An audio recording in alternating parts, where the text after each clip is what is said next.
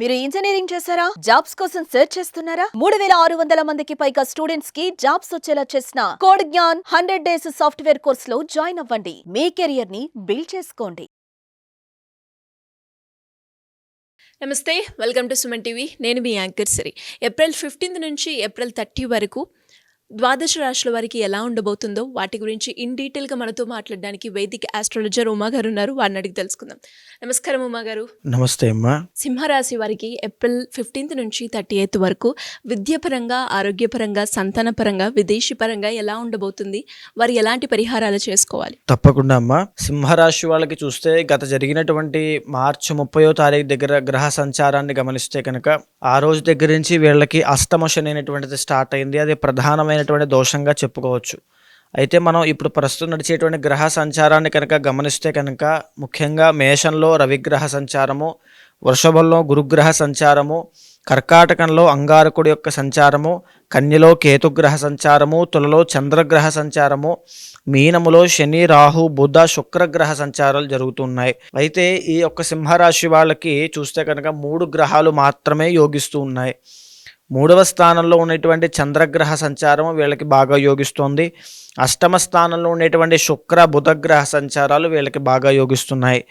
మిగతా గ్రహాలన్నీ కూడా కాస్త అయోగాన్ని పట్టి ఉన్నాయి కాబట్టి కాస్త జాగ్రత్తగా ఉండాలి. ఇక్కడ కొంచెం మనం డీటెయిల్డ్గా వెళ్తే కనుక 3వ స్థానంలో చంద్రగ్రహ సంచారము యోగిస్తూ ఉంది.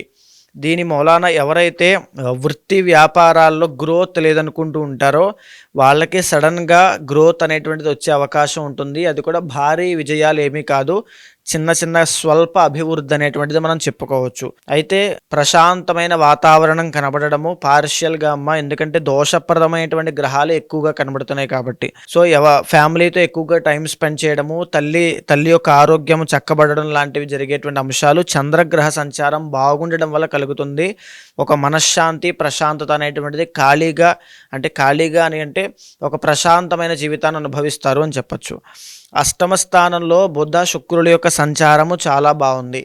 దీని మూలాన ప్రేమ వ్యవహారాల్లో విజయాన్ని పొందేటువంటి అవకాశం వీళ్ళకి కనబడుతుంది. తర్వాత అష్టమ స్థానంలో శుక్రగ్రహ సంచారం బాగుండడం మూలాన దూరపు ప్రయాణాలు అనేటువంటి చేసేటువంటి అవకాశం కూడా కనబడుతుంది.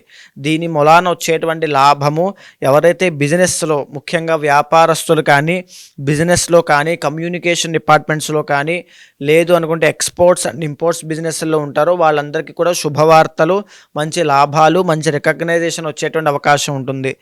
ఎవరైతే సినీ, నాటక, కళారంగంలో వ్యవహరిస్తూ ఉంటారో, ఎవరైతే నృత్య, గీత, వాద్యాది రంగాల్లో రాణించాలి అనుకుంటారో వాళ్ళందరికీ కూడా ఇక్కడ మంచి నేమ్ అండ్ ఫేమ్ వచ్చేటువంటి అవకాశము, మంచి పాపులారిటీ వచ్చేటువంటి అవకాశము శుక్రబలం బాగుండడం వల్ల చాలా బాగా కలుగుతుంది. అయితే ఇక మనం చూస్తే కనుక అష్టమ స్థానంలోనే శని, అష్టమ స్థానంలోనే రాహుగ్రహ సంచారాలు కూడా నడుస్తున్నాయి. దీని మూలాన జీవితంలో సడన్ చేంజెస్ అనేటువంటి వచ్చే అవకాశం ఎక్కువగా కనబడుతుంది. సో సింహరాశి వాళ్ళకి మీకు పాజిటివిటీ తక్కువ ఉంది, నెగిటివిటీ ఎక్కువ ఉంది. ఎందుకు అని అంటే అష్టమ స్థానంలో శని, రాహులు ఉండడము, 10వ స్థానంలో గురుబలం లేకపోవడము, 9వ స్థానంలో రవి యోగించకపోవడము, 2వ స్థానంలో కేతుగ్రహ సంచారము, 12వ స్థానంలో కుజగ్రహ సంచారము. స్పెసిఫిక్గా చెప్పాలి అంటే 12వ స్థానంలో కుజగ్రహ సంచారము దూరపు ప్రయాణాల వల్ల వచ్చేటువంటి ఆరోగ్య సమస్యలు, అధికమైనటువంటి శ్రమ వాటిని సూచిస్తూ ఉంటుంది.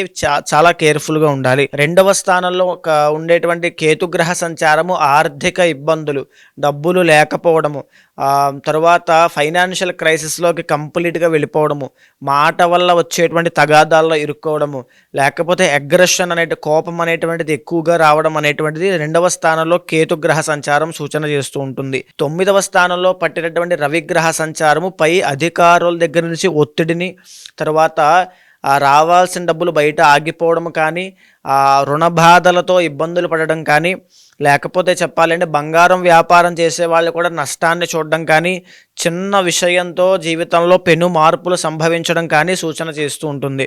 ముఖ్యంగా మాట విషయంలో చాలా జాగ్రత్తగా వ్యవహరించండి, లేదు అనుకుంటే అన్ని రకాలుగా ఇబ్బంది పడేటువంటి అవకాశం ఎక్కువగా కనబడుతుంది. 10వ స్థానంలో గురుగ్రహ సంచారం నడుస్తోంది.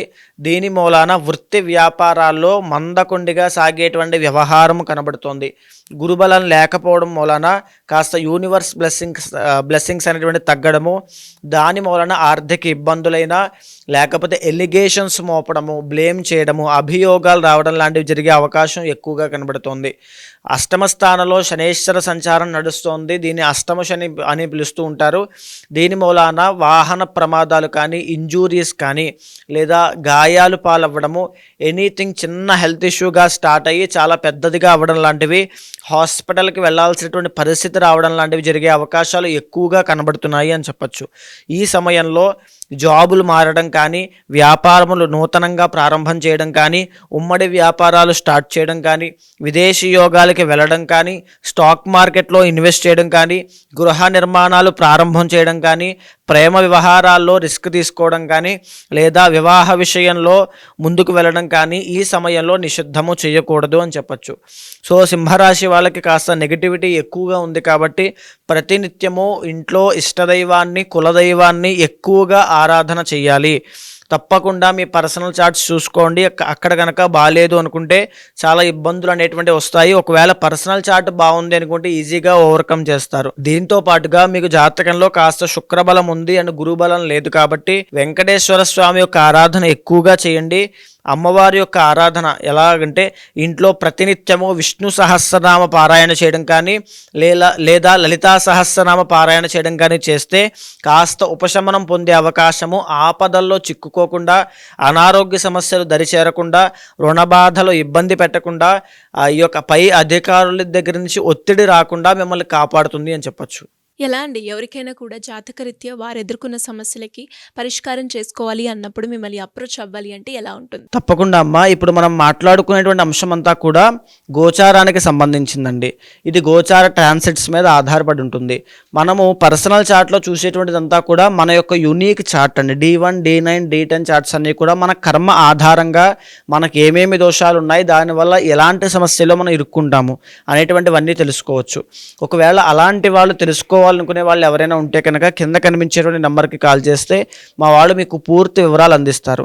తప్పకుండా మీ యొక్క జాతకాన్ని గోచార సహితంగాను ఈ యొక్క గ్రహచారము పర్సనల్ చార్ట్ ద్వారా చూసిన తర్వాత మీ సమస్య కోరికను అనుసరించి ఏదైతే పరిహారము చేయాలో అది చేయించిన తర్వాత ఒక మంత్రోపదేశం ఇచ్చి మీకు మంచి రిజల్ట్స్ వచ్చేలా చేస్తాను. థ్యాంక్ యూ అండి. Thank you so much. నమస్తే అమ్మా.